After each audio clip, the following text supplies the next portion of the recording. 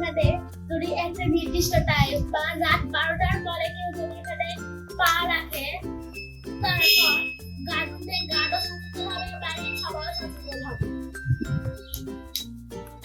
আর আমি এটা যে ভাবে বানিয়েছি তা হলো এখানে একটি সুইচ, এই সুইচের কারণে এখানে পা রাখার ফলে এটা সাইলেন্ট বেজে উঠবে।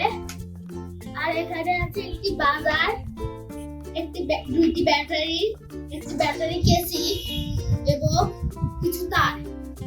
এর ফলে এখানে বাজার সিকিউরিটি সিস্টেমটি তৈরি হবে।